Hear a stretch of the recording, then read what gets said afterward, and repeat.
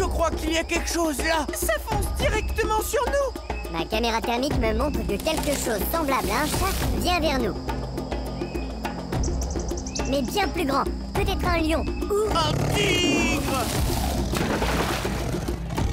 Wow!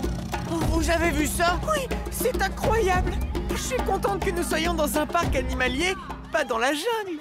Mais je croyais que les chats n'aimaient pas l'eau. Oui, c'est vrai aussi. La plupart des grands chats comme les lions ou les léopards n'aiment pas l'eau. Mais c'est très différent pour les tigres.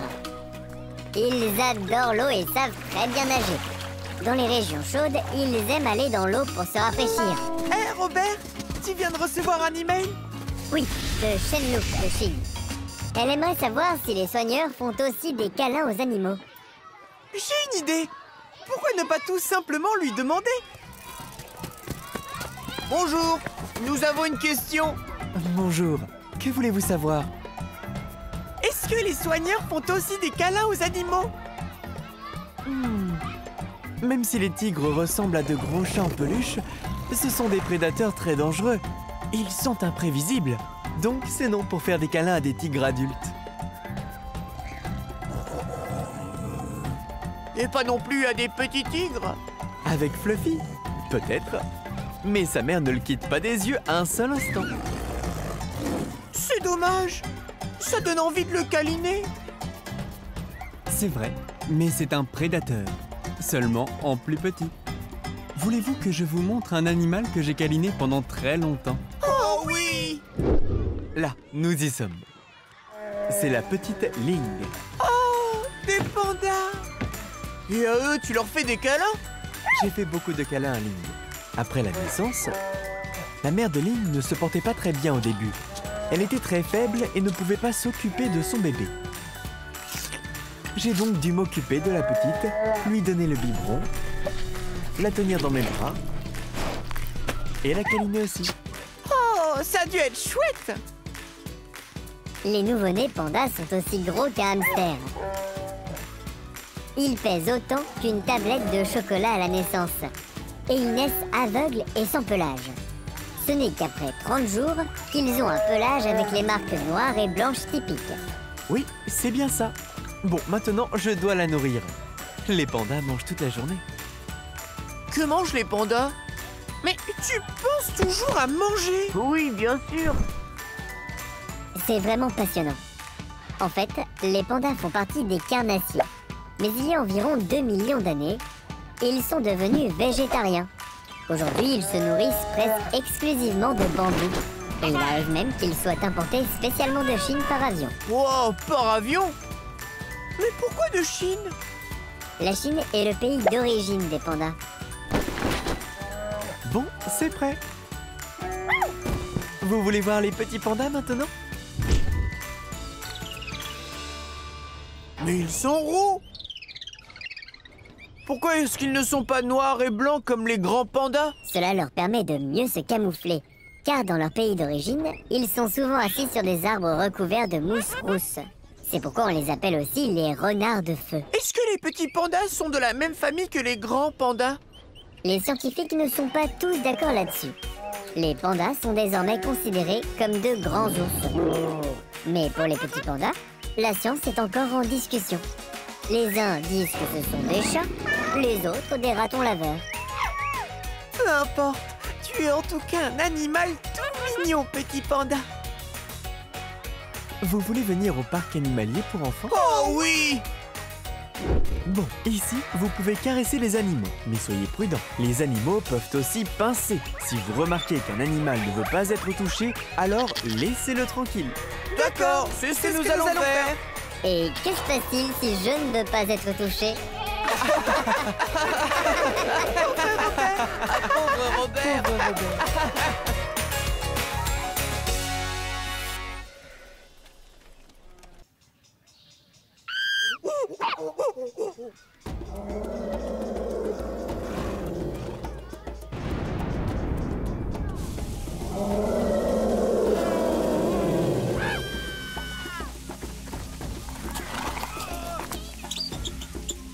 Mettons-nous à l'abri!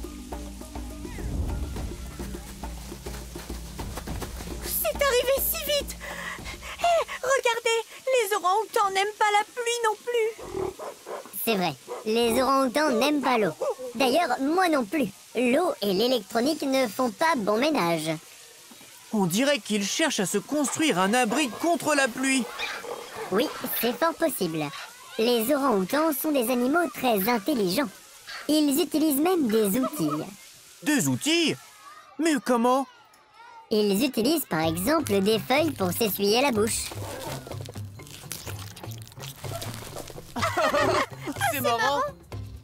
Et ils chassent les mouches avec des branches. Le soir, ils se construisent un lit avec des feuilles. Oh, c'est intéressant. Saviez-vous que les orang-outans se reconnaissent dans le miroir? Vraiment? Oh, je ne savais pas qu'il y avait des miroirs dans la forêt vierge. Je ne le savais pas non plus. Il faudrait que je fasse des recherches plus approfondies. Béné plaisante. Ah bon? Mais ce que je sais, c'est que les orang-outans mangent presque exclusivement de la nourriture végétarienne.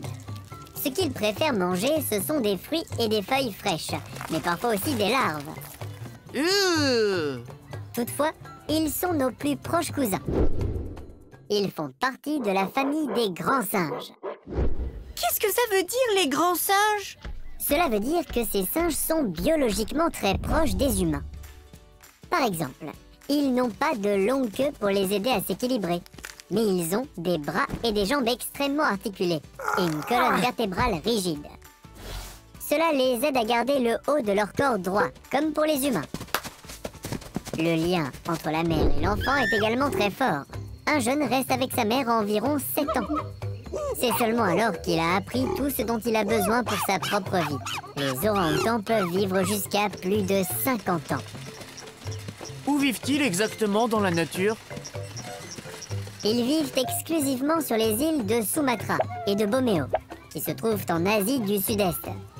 Malheureusement, ils y sont menacés d'extinction. Mais pourquoi? Parce que leur habitat, la forêt, est de plus en plus détruit. De plus en plus d'arbres sont abattus et les orang-outans perdent leur maison. Car vous savez ce que signifie orang-outan? Non, aucune idée. Orang-outan est un mot malais qui signifie homme de la forêt. Parce qu'ils aiment vivre dans les arbres et qu'ils sont très doués pour grimper, c'est ça? Oui, c'est une explication possible. Mais il y a longtemps, les premiers habitants de Sumatra aimaient aussi raconter que les orang-outans sont de petits humains qui ne parlent tout simplement pas et qui vivent dans la forêt, pour ne pas avoir à travailler. Mais je pense que c'est une plaisanterie et que ça n'est pas sérieux. Je crois aussi.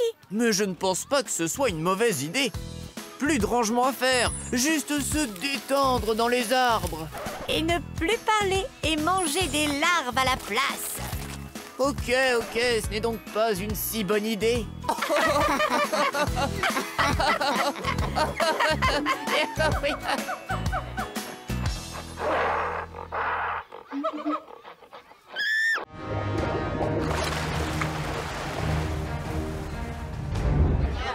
Wouhou! Wouhou!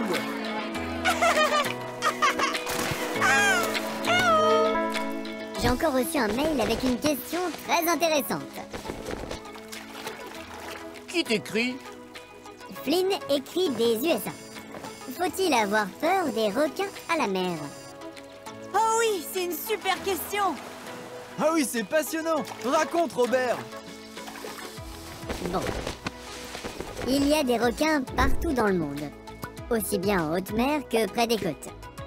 Il y avait déjà des requins à l'époque des dinosaures. Aujourd'hui, il y en a plus de 500 sortes différentes. Les raies sont également comptées parmi les requins. Le plus petit requin est le requin lanterne nain. Il est à peu près aussi long qu'une banane. Le plus gros requin est le requin baleine. Le plus grand spécimen jamais mesuré faisait près de 14 mètres de long. Il mange du plancton et d'autres micro-organismes qu'il aspire avec sa grande bouche. Donc il n'est pas dangereux pour les humains? Non, mais c'est quand même un très gros poisson et mieux vaut garder ses distances avec lui. Le requin le plus connu est certainement le requin blanc. Dans de nombreux films, il est présenté comme un dangereux monstre qui s'attaque aussi aux humains. Et action! Coupé! Puisqu'il ne fait rien aux humains, Les humains ne sont pas au menu des requins. Les requins se nourrissent de poissons et d'autres grands animaux marins. Mais alors, pourquoi on entend toujours parler d'attaques de requins? Elles se produisent souvent par accident. En fait, le requin ne veut pas du tout faire de mal aux humains. Mais il est curieux de savoir ce qu'il y a dans l'eau. Alors il en prend une bouchée pour voir si ça a bon goût. Malheureusement, une telle bouchée peut blesser les humains. Robert, est-ce que c'est vrai que les requins peuvent sentir le sang dans l'eau? C'est vrai. Un requin pourrait sentir une seule petite goutte de sang dans cette piscine. Mais ça ne l'intéresse que si c'est du sang de poisson. Le sang humain ne l'intéresse pas. Les requins n'attaquent donc pas du tout les humains? Cela n'arrive que dans de très rares cas. En 2019, on a compté seulement 64 attaques de requins dans le monde entier. Mais c'est beaucoup! La probabilité de gagner au loto est beaucoup plus élevée que d'être attaqué par un requin. Mais qu'est-ce que les requins mangent alors? Les requins blancs, par exemple, se nourrissent principalement de phoques et d'otaries. Les petits requins de poissons plus petits et certains requins ne mangent que du plancton et des animaux marins plus petits. Alors les humains ne doivent pas avoir peur des requins?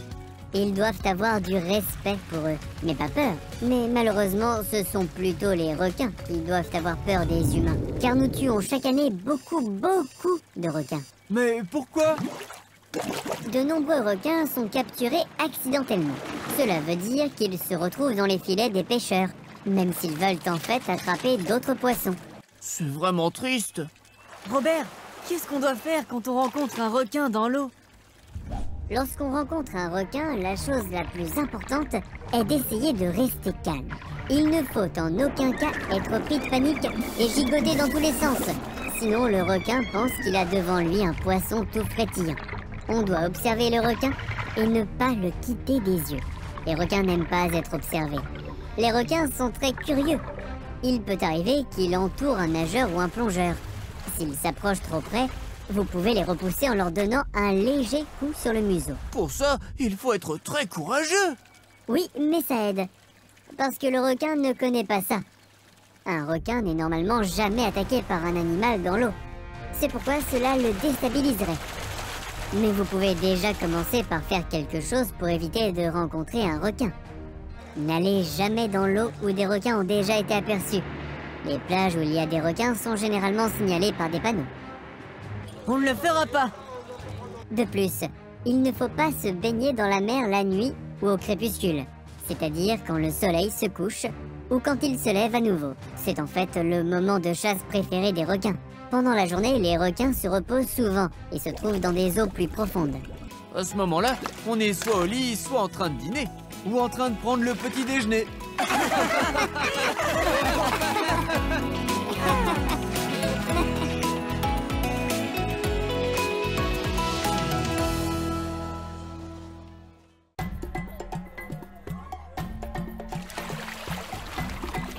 Regardez! Pourquoi l'ours polaire a la langue toute bleue? C'est parce qu'il a léché trop de glace à la myrtille. Vous savez que lorsque les chiens ont trop chaud, ils allaitent et laissent leur langue sortir de leur gueule. C'est ainsi qu'ils se refroidissent et c'est la même chose avec les ours polaires. Ouais, mais les ours polaires vivent au pôle Nord. Il y fait un froid glacial. Ils n'ont pas besoin de se refroidir, si? Imagine quand un ours polaire va à la chasse. Il court très longtemps avec sa fourrure épaisse. Il a vraiment chaud. Quand vous faites de la luge avec votre gros manteau d'hiver et que vous traînez votre luge en haut d'une montagne, cela vous donne chaud aussi, non? C'est vrai. Mais pourquoi sa langue est bleue? Comme l'ours polaire ne peut pas enlever sa fourrure comme une veste lorsqu'il a trop chaud, il est important qu'il refroidisse son sang. Les chercheurs pensent que c'est la raison pour laquelle l'ours polaire a de nombreuses veines dans sa langue. Et ces veines ont un aspect bleu. Waouh, je ne savais pas! Mais dis-nous maintenant, pourquoi les ours polaires ne mangent pas de pingouins? Parce que dans la nature, ils ne se rencontrent jamais. En effet, l'ours polaire vit au pôle Nord et les pingouins au pôle Sud. Ah, Alors allons maintenant au pôle Sud. Je veux voir les pingouins. très bien. Les pingouins sont tellement choux. Mais pourquoi les pingouins ne peuvent pas voler alors que ce sont des oiseaux? Les pingouins ont désappris à voler, il y a des millions d'années. Probablement parce qu'ils n'ont pas d'ennemis sur Terre et n'ont pas besoin de s'envoler. Pour autant, ils savent extrêmement bien nager sous l'eau et plonger très profondément. Regardez, les enfants pingouins s'amusent bien. Mais il n'y a rien ici. Si, regarde plus attentivement. Quelque chose nous observe. C'est vrai, il y a un hippopotame qui nage. Les hippopotames sont parfaitement adaptés à la vie dans l'eau, mais ils ne savent pas nager.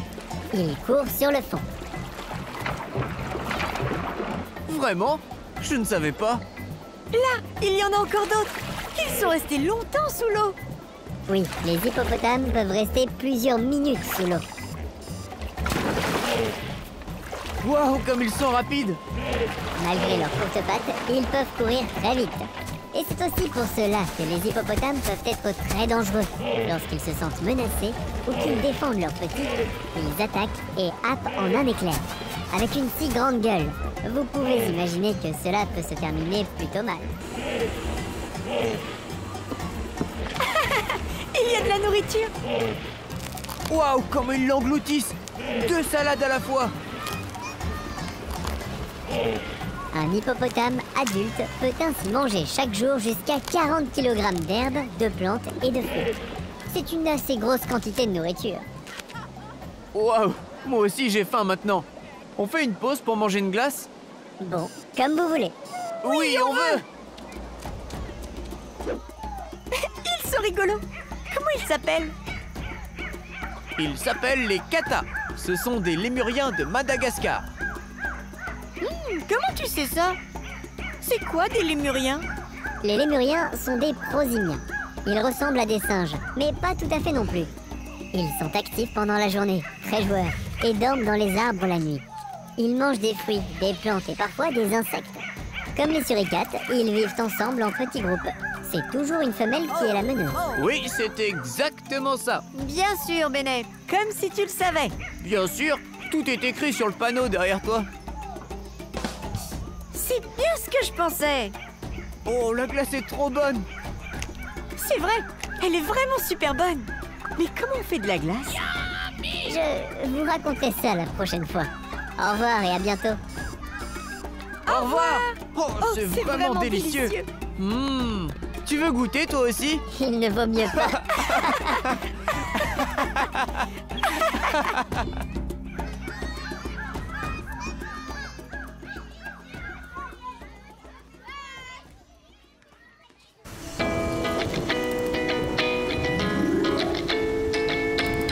Hé, regardez, un arc-en-ciel. Ah oui, il est magnifique. Allez, partons à la recherche du bout de l'arc-en-ciel et trouvons le trésor. Oh oui! Les enfants, je crois que l'histoire avec le trésor n'est malheureusement pas vraie. Ça, on le sait bien. Mais c'est une belle histoire. Plus précisément, cette histoire vient d'Irlande. Autrefois, on disait que des lutins cachaient un trésor au bout de l'arc-en-ciel. Il existe d'autres histoires de ce type. En Chine, il y a longtemps, on disait que l'arc-en-ciel est une fissure dans le ciel qu'une déesse a réparée avec des pierres colorées. Autrefois, les gens ne savaient pas expliquer comment se forme un arc-en-ciel. Comment se forme un arc-en-ciel alors? Bon, pour former un arc-en-ciel, il faut de la lumière du soleil et de l'eau. Cela peut être de la pluie, mais aussi de l'eau qui sort du tuyau d'arrosage. Vraiment? Alors on devrait dire un arc en tuyau d'arrosage, pas un arc-en-ciel. Elle est bonne, non? Yeah, elle est bonne celle-là. Un arc en tuyau d'arrosage. C'est vrai. Mais on dit quand même un arc-en-ciel. Il faudra que j'y réfléchisse. Ne t'énerve pas, Robert. Continue à raconter. D'accord. Bon, la lumière du soleil nous semble en fait incolore. Mais en réalité, elle est constituée de beaucoup de couleurs. Par exemple, rouge, orange, jaune, vert, bleu, violet. Ensemble, ces couleurs produisent du blanc. Mais lorsque le soleil brille à travers une goutte d'eau, les différentes couleurs deviennent visibles séparément. Pourquoi ça? Dans la goutte d'eau, la direction des différentes couleurs de la lumière du soleil est un peu modifiée, chacun dans une direction différente. C'est ainsi que les différentes couleurs deviennent soudainement visibles. L'ordre est toujours le même. En haut, il y a le rouge, puis viennent l'orange, le jaune, le vert, le bleu et en bas le violet. Comme ça, tous les arcs-en-ciel se ressemblent. Et pourtant, chaque arc-en-ciel a quelque chose de très spécifique. Oui, parce qu'un arc-en-ciel ne peut être vu que lorsque le soleil brille et qu'il pleut en même temps. Le soleil brille alors à travers de nombreuses gouttes et ainsi un grand arc coloré apparaît dans le ciel. Sans trésor! Oui, malheureusement. Mais maintenant, nous devons nous en aller. Notre avion de retour va bientôt partir. Dommage, maintenant les vacances sont finies. Mais on a passé de super moments. Et l'année prochaine, nous revenons. Oh oui!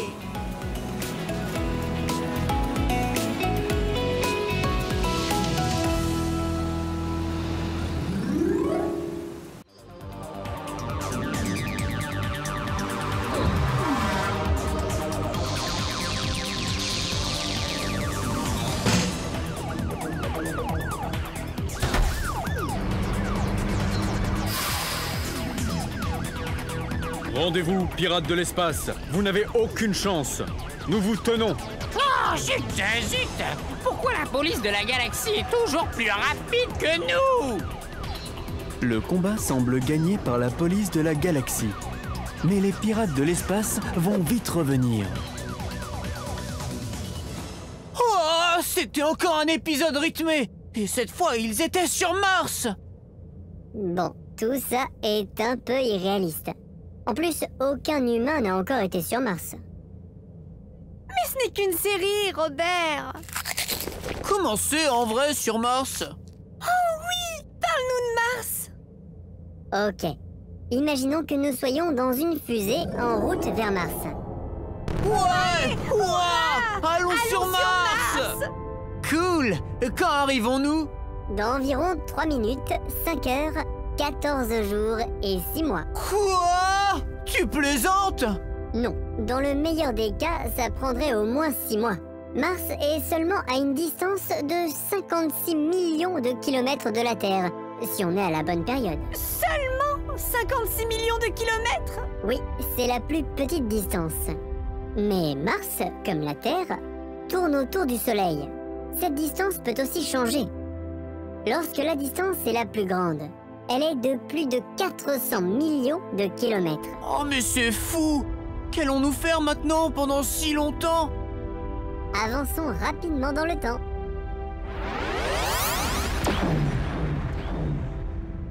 C'était cool! J'aimerais bien qu'on puisse faire pareil à l'école.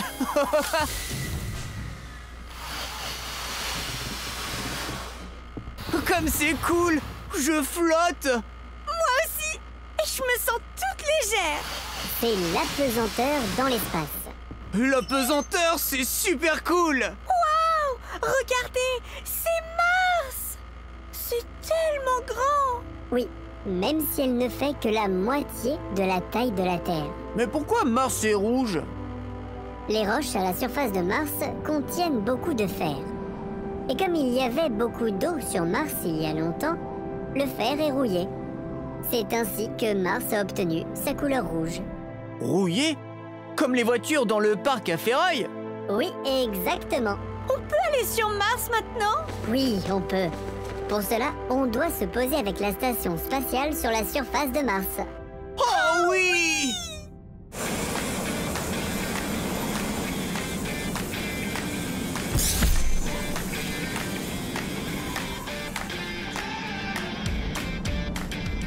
Super atterrissage, Robert! Merci. Est-ce qu'on peut sortir maintenant?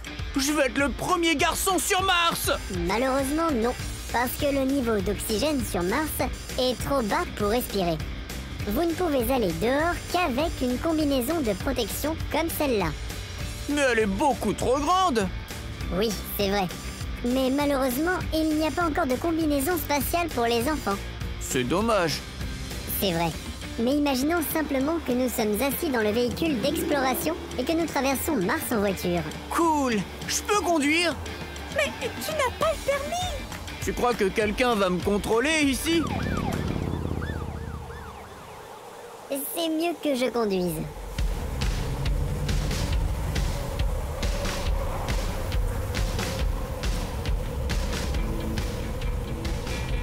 Oui, et dehors il fait encore plus froid. La température moyenne sur Mars est d'environ moins 60 degrés. Mais la nuit, la température peut descendre jusqu'à moins 120 degrés. Ce n'est pas ce que j'avais imaginé. Et comment avais-tu imaginé la vie sur Mars? Eh bien, un peu comme sur la Terre, mais un peu plus cool.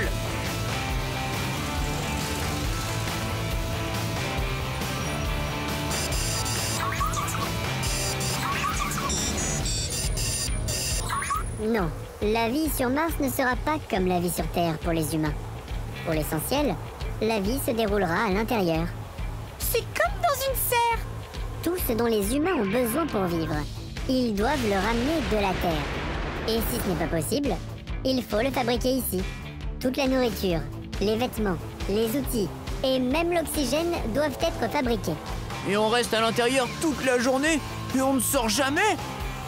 Les gens ne sortiront sûrement que lorsque cela sera absolument nécessaire, pour effectuer des réparations sur les bâtiments ou pour faire des recherches.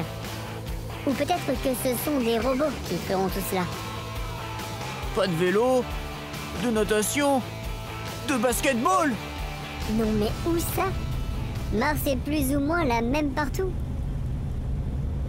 C'est un grand désert de pierre et de sable. Mais c'est triste. Oui, Mars ne sera pas aussi belle que la Terre. Je crois que je préfère rentrer. Moi aussi. Alors, imaginons que nous sommes de retour à la maison dans votre salon. Youhou! De retour à la maison. Je crois que ça m'a vraiment donné envie d'aller dehors. Vous venez? Oui, avec plaisir.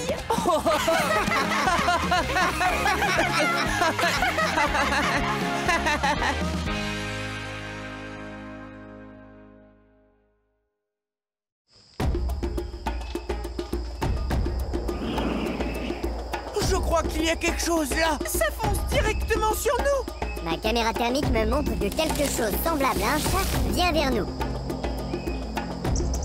Mais bien plus grand, peut-être un lion ou... Un tigre. Wow! Vous avez vu ça? Oui, c'est incroyable. Je suis contente que nous soyons dans un parc animalier, pas dans la jungle. Mais je croyais que les chats n'aimaient pas l'eau. Oui, c'est vrai aussi. La plupart des grands chats comme les lions ou les léopards n'aiment pas l'eau. Mais c'est très différent pour les tigres. Ils adorent l'eau et savent très bien nager. Dans les régions chaudes, ils aiment aller dans l'eau pour se rafraîchir. Hé, Robert, tu viens de recevoir un email? Oui, de Shenlou de Chine.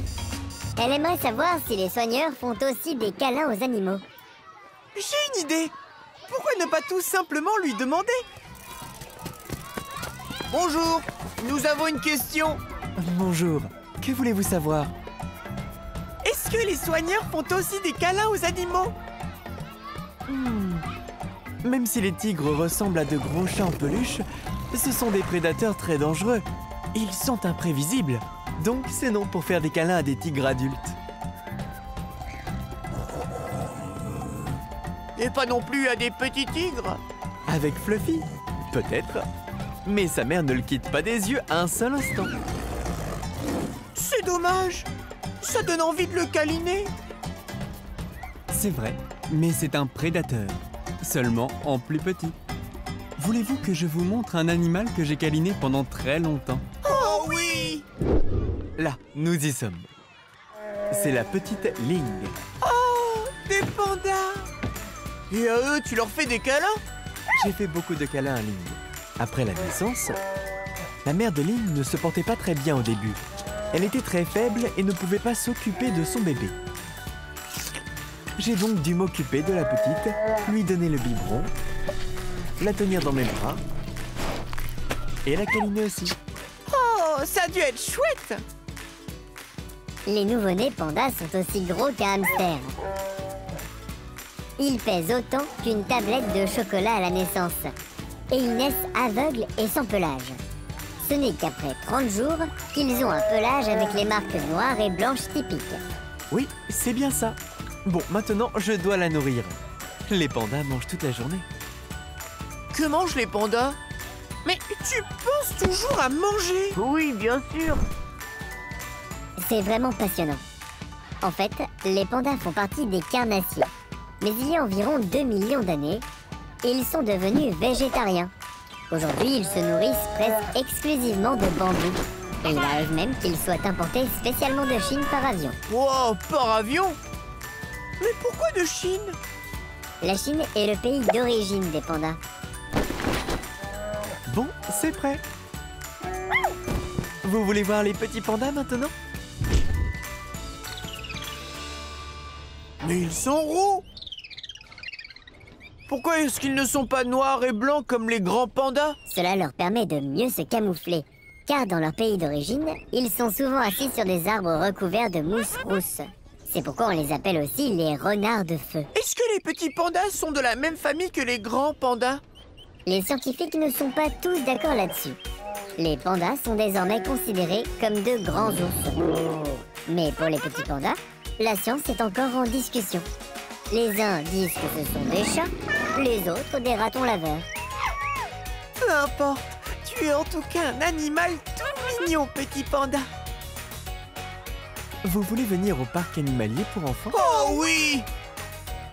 Bon, ici, vous pouvez caresser les animaux, mais soyez prudents. Les animaux peuvent aussi pincer. Si vous remarquez qu'un animal ne veut pas être touché, alors laissez-le tranquille. D'accord, c'est ce que nous allons faire. Et que se passe-t-il si je ne veux pas être touché? Pauvre Robert.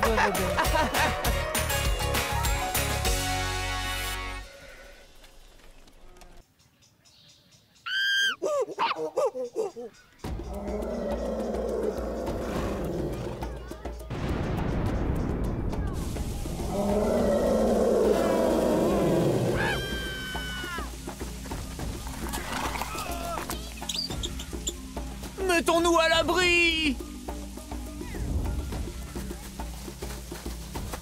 C'est arrivé si vite. Hé, regardez, les orang-outans n'aiment pas la pluie non plus. C'est vrai, les orang-outans n'aiment pas l'eau. D'ailleurs, moi non plus. L'eau et l'électronique ne font pas bon ménage. On dirait qu'ils cherchent à se construire un abri contre la pluie. Oui, c'est fort possible. Les orang-outans sont des animaux très intelligents. Ils utilisent même des outils. Des outils? Mais comment? Ils utilisent par exemple des feuilles pour s'essuyer la bouche. C'est marrant. Et ils chassent les mouches avec des branches. Le soir, ils se construisent un lit avec des feuilles. Oh, c'est intéressant. Saviez-vous que les orang-outans se reconnaissent dans le miroir? Vraiment? Oh, je ne savais pas qu'il y avait des miroirs dans la forêt vierge. Je ne le savais pas non plus. Il faudrait que je fasse des recherches plus approfondies. Béné plaisante. Ah bon? Mais ce que je sais, c'est que les orang-outans mangent presque exclusivement de la nourriture végétarienne. Ce qu'ils préfèrent manger, ce sont des fruits et des feuilles fraîches, mais parfois aussi des larves. Toutefois, ils sont nos plus proches cousins. Ils font partie de la famille des grands singes. Qu'est-ce que ça veut dire, les grands singes? Cela veut dire que ces singes sont biologiquement très proches des humains. Par exemple, ils n'ont pas de longue queue pour les aider à s'équilibrer, mais ils ont des bras et des jambes extrêmement articulés et une colonne vertébrale rigide. Cela les aide à garder le haut de leur corps droit, comme pour les humains. Le lien entre la mère et l'enfant est également très fort. Un jeune reste avec sa mère environ 7 ans. C'est seulement alors qu'il a appris tout ce dont il a besoin pour sa propre vie. Les orang-outans peuvent vivre jusqu'à plus de 50 ans. Où vivent-ils exactement dans la nature? Ils vivent exclusivement sur les îles de Sumatra et de Bornéo, qui se trouvent en Asie du Sud-Est. Malheureusement, ils y sont menacés d'extinction. Mais pourquoi? Parce que leur habitat, la forêt, est de plus en plus détruit. De plus en plus d'arbres sont abattus et les orang-outans perdent leur maison. Car vous savez ce que signifie orang-outan? Non, aucune idée.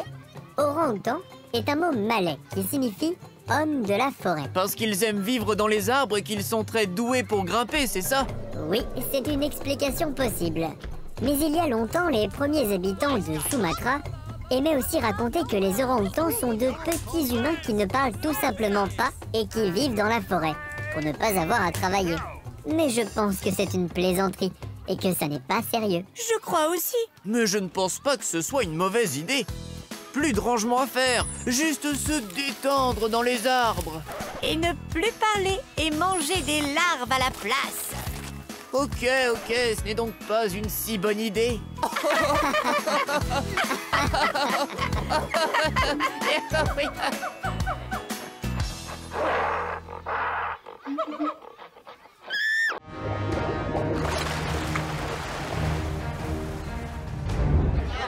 Wouhou! Wouhou!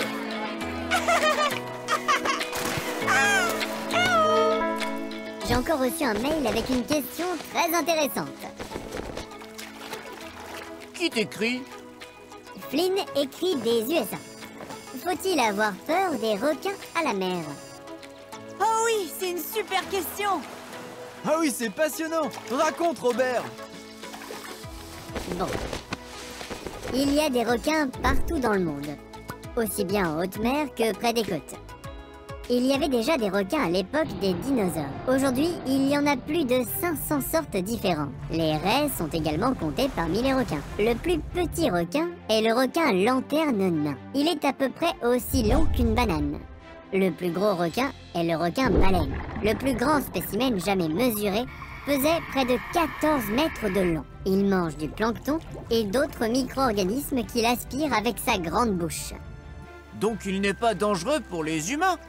Non, mais c'est quand même un très gros poisson et mieux vaut garder ses distances avec lui. Le requin le plus connu est certainement le requin blanc. Dans de nombreux films, il est présenté comme un dangereux monstre qui s'attaque aussi aux humains. Et action! Coupé! Puisqu'il ne fait rien aux humains. Les humains ne sont pas au menu des requins. Les requins se nourrissent de poissons et d'autres grands animaux marins. Mais alors, pourquoi on entend toujours parler d'attaques de requins? Elles se produisent souvent par accident. En fait, le requin ne veut pas du tout faire de mal aux humains. Mais il est curieux de savoir ce qu'il y a dans l'eau. Alors il en prend une bouchée pour voir si ça a bon goût. Malheureusement, une telle bouchée peut blesser les humains. Robert, est-ce que c'est vrai que les requins peuvent sentir le sang dans l'eau? C'est vrai. Un requin pourrait sentir une seule petite goutte de sang dans cette piscine. Mais ça ne l'intéresse que si c'est du sang de poisson. Le sang humain ne l'intéresse pas. Les requins n'attaquent donc pas du tout les humains? Cela n'arrive que dans de très rares cas. En 2019, on a compté seulement 64 attaques de requins dans le monde entier. Mais c'est beaucoup. La probabilité de gagner au loto est beaucoup plus élevée que d'être attaqué par un requin. Mais qu'est-ce que les requins mangent alors? Les requins blancs, par exemple, se nourrissent principalement de phoques et d'otaries. Les petits requins de poissons plus petits et certains requins ne mangent que du plancton et des animaux marins plus petits. Alors les humains ne doivent pas avoir peur des requins? Ils doivent avoir du respect pour eux, mais pas peur. Mais malheureusement, ce sont plutôt les requins qui doivent avoir peur des humains. Car nous tuons chaque année beaucoup de requins. Mais pourquoi? De nombreux requins sont capturés accidentellement. Cela veut dire qu'ils se retrouvent dans les filets des pêcheurs, même s'ils veulent en fait attraper d'autres poissons. C'est vraiment triste. Robert, qu'est-ce qu'on doit faire quand on rencontre un requin dans l'eau? Lorsqu'on rencontre un requin, la chose la plus importante est d'essayer de rester calme. Il ne faut en aucun cas être pris de panique et gigoter dans tous les sens. Sinon, le requin pense qu'il a devant lui un poisson tout frétillant. On doit observer le requin et ne pas le quitter des yeux. Les requins n'aiment pas être observés. Les requins sont très curieux. il peut arriver qu'il entoure un nageur ou un plongeur.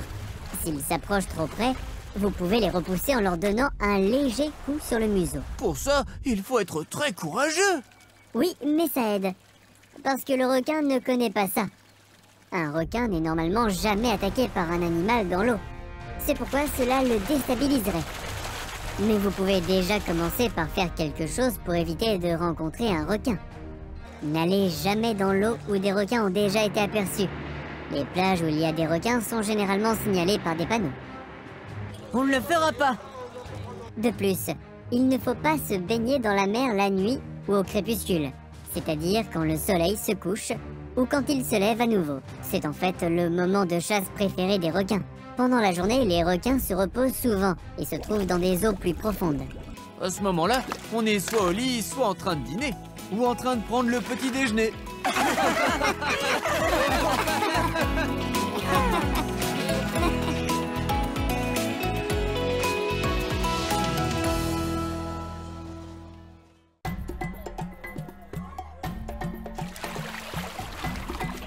Regardez, pourquoi l'ours polaire a la langue toute bleue?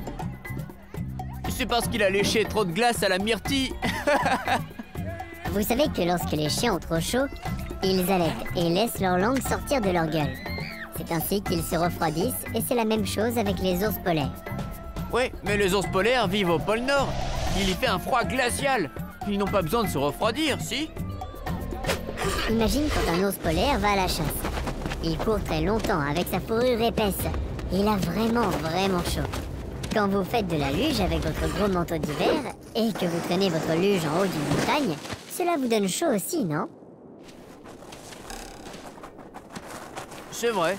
Mais pourquoi sa langue est bleue? Comme l'ours polaire ne peut pas enlever sa fourrure comme une veste lorsqu'il a trop chaud, il est important qu'il refroidisse son sang. Les chercheurs pensent que c'est la raison pour laquelle l'ours polaire a de nombreuses veines dans sa langue. Et ces veines ont un aspect bleu. Waouh, je ne savais pas. Mais dis-nous maintenant, pourquoi les ours polaires ne mangent pas de pingouins? Parce que dans la nature, ils ne se rencontrent jamais. En effet, l'ours polaire vit au pôle Nord et les pingouins au pôle Sud. Ah, Alors allons maintenant au pôle Sud. Je veux voir les pingouins. très bien. Les pingouins sont tellement choux. Mais pourquoi les pingouins ne peuvent pas voler alors que ce sont des oiseaux? Les pingouins ont désappris à voler il y a des millions d'années. Probablement parce qu'ils n'ont pas d'ennemis sur Terre et n'ont pas besoin de s'envoler. Pour autant, ils savent extrêmement bien nager sous l'eau et plonger très profondément. Regardez, les enfants pingouins s'amusent bien. Mais il n'y a rien ici. Si, regarde plus attentivement. Quelque chose nous observe. C'est vrai, il y a un hippopotame qui nage. Les hippopotames sont parfaitement adaptés à la vie dans l'eau, mais ils ne savent pas nager. Ils courent sur le fond. Vraiment? Je ne savais pas. Là, il y en a encore d'autres. Ils sont restés longtemps sous l'eau. Oui, les hippopotames peuvent rester plusieurs minutes sous l'eau. Waouh, comme ils sont rapides! Malgré leurs courtes pattes, ils peuvent courir très vite. Et c'est aussi pour cela que les hippopotames peuvent être très dangereux. Lorsqu'ils se sentent menacés ou qu'ils défendent leurs petits, ils attaquent et happent en un éclair. Avec une si grande gueule, vous pouvez imaginer que cela peut se terminer plutôt mal. Il y a de la nourriture. Waouh, comme ils l'engloutissent! 2 salades à la fois! Un hippopotame adulte peut ainsi manger chaque jour jusqu'à 40 kg d'herbes, de plantes et de fruits. C'est une assez grosse quantité de nourriture. Waouh, moi aussi j'ai faim maintenant. On fait une pause pour manger une glace? Bon, comme vous voulez. Oui, on veut! Ils sont rigolos. Comment ils s'appellent? Ils s'appellent les katas. Ce sont des lémuriens de Madagascar. Comment tu sais ça? C'est quoi des lémuriens? Les lémuriens sont des prosimiens. Ils ressemblent à des singes, mais pas tout à fait non plus. Ils sont actifs pendant la journée, très joueurs, et dorment dans les arbres la nuit. Ils mangent des fruits, des plantes et parfois des insectes. Comme les suricates, ils vivent ensemble en petits groupes. C'est toujours une femelle qui est la meneuse. Oui, c'est exactement ça. Bien sûr, Benet, comme si tu le savais. Bien sûr, tout est écrit sur le panneau derrière toi. C'est bien ce que je pensais. Oh, la glace est trop bonne. C'est vrai, elle est vraiment super bonne. Mais comment on fait de la glace? Je vous raconterai ça la prochaine fois. Au revoir et à bientôt. Au revoir. Oh, Oh, c'est vraiment délicieux. Tu veux goûter toi aussi? Il ne vaut mieux pas.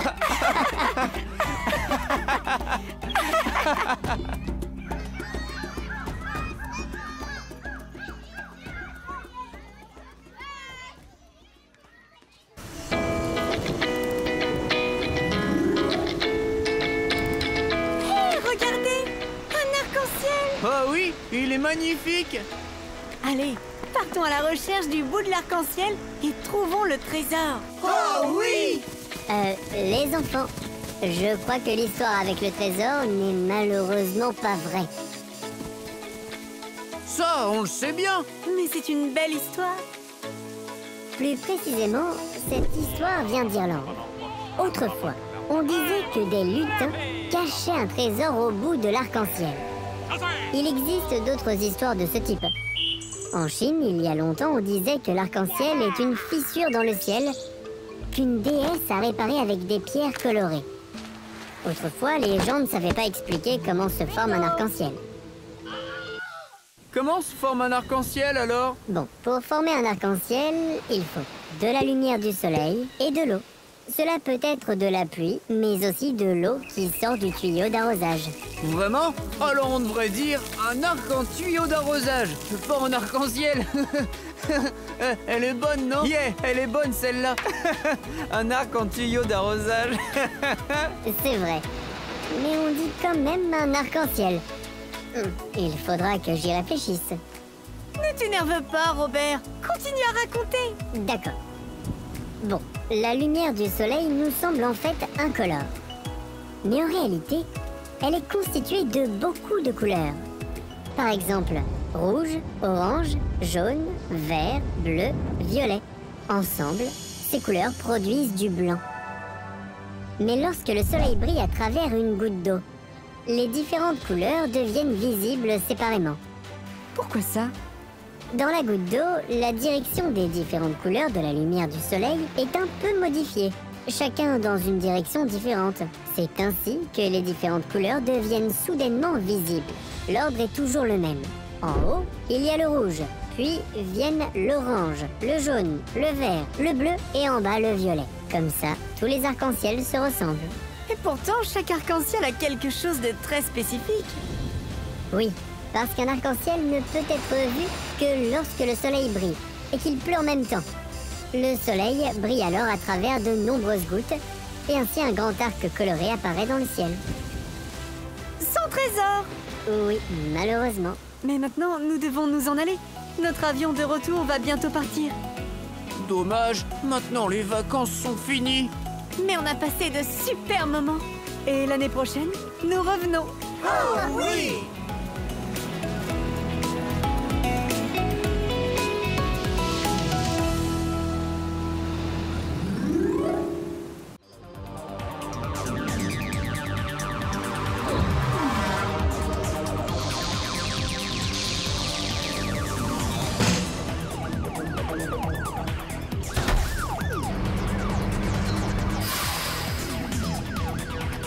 Rendez-vous, pirates de l'espace. Vous n'avez aucune chance. Nous vous tenons. Oh, zut, zut! Pourquoi la police de la galaxie est toujours plus rapide que nous? Le combat semble gagné par la police de la galaxie. Mais les pirates de l'espace vont vite revenir. Oh, c'était encore un épisode rythmé. Et cette fois, ils étaient sur Mars. Bon, tout ça est un peu irréaliste. En plus, aucun humain n'a encore été sur Mars. Mais ce n'est qu'une série, Robert. Comment c'est en vrai sur Mars? Oh oui, parle-nous de Mars. Ok. Imaginons que nous soyons dans une fusée en route vers Mars. Ouais! Ouah! Allons sur Mars! Cool! Quand arrivons-nous? Dans environ 3 minutes, 5 heures, 14 jours et 6 mois. Quoi? Tu plaisantes? Non, dans le meilleur des cas, ça prendrait au moins 6 mois. Mars est seulement à une distance de 56 millions de kilomètres de la Terre, si on est à la bonne période. Seulement 56 millions de kilomètres? Oui, c'est la plus petite distance. Mais Mars, comme la Terre, tourne autour du Soleil. Cette distance peut aussi changer. Lorsque la distance est la plus grande, elle est de plus de 400 millions de kilomètres. Oh mais c'est fou! Qu'allons-nous faire maintenant pendant si longtemps? Avançons rapidement dans le temps.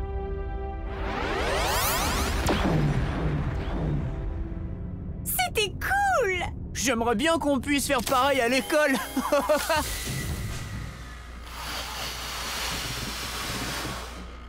Comme c'est cool! Je flotte! Moi aussi! Et je me sens toute légère! C'est l'apesanteur dans l'espace. La pesanteur, c'est super cool! Waouh! Regardez! C'est Mars! C'est tellement grand! Oui, même si elle ne fait que la moitié de la taille de la Terre. Mais pourquoi Mars est rouge? Les roches à la surface de Mars contiennent beaucoup de fer. Et comme il y avait beaucoup d'eau sur Mars il y a longtemps, le fer est rouillé. C'est ainsi que Mars a obtenu sa couleur rouge. Rouillé? Comme les voitures dans le parc à ferraille? Oui, exactement. On peut aller sur Mars maintenant? Oui, on peut. Pour cela, on doit se poser avec la station spatiale sur la surface de Mars. Oh oui!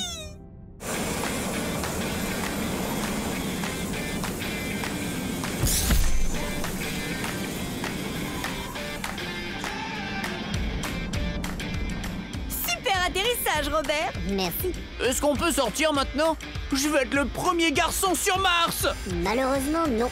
Parce que le niveau d'oxygène sur Mars est trop bas pour respirer. Vous ne pouvez aller dehors qu'avec une combinaison de protection comme celle-là. Mais elle est beaucoup trop grande! Oui, c'est vrai. Mais malheureusement, il n'y a pas encore de combinaison spatiale pour les enfants. C'est dommage. C'est vrai. Mais imaginons simplement que nous sommes assis dans le véhicule d'exploration et que nous traversons Mars en voiture. Cool! Je peux conduire? Mais tu n'as pas le permis! Tu crois que quelqu'un va me contrôler ici? C'est mieux que je conduise.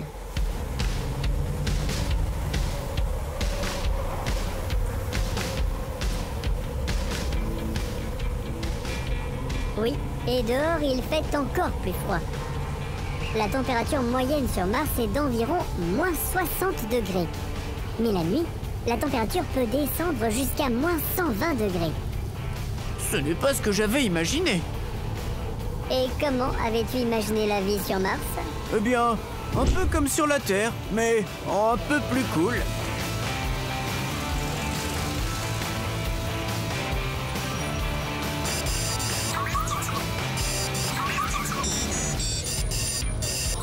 Non, la vie sur Mars ne sera pas comme la vie sur Terre pour les humains. Pour l'essentiel, la vie se déroulera à l'intérieur. C'est comme dans une serre! Tout ce dont les humains ont besoin pour vivre, ils doivent le ramener de la Terre. Et si ce n'est pas possible, il faut le fabriquer ici. Toute la nourriture, les vêtements, les outils et même l'oxygène doivent être fabriqués. Et on reste à l'intérieur toute la journée et on ne sort jamais? Les gens ne sortiront sûrement que lorsque cela sera absolument nécessaire, pour effectuer des réparations sur les bâtiments ou pour faire des recherches. Ou peut-être que ce sont des robots qui feront tout cela. Pas de vélo, de natation, de basketball? Non mais où ça? Mars est plus ou moins la même partout. C'est un grand désert de pierres et de sable. Mais c'est triste! Oui, Mars ne sera pas aussi belle que la Terre. Je crois que je préfère rentrer. Moi aussi. Alors, imaginons que nous sommes de retour à la maison dans votre salon. Youhou! De retour à la maison! Je crois que ça m'a vraiment donné envie d'aller dehors. Vous venez? Oui, avec plaisir.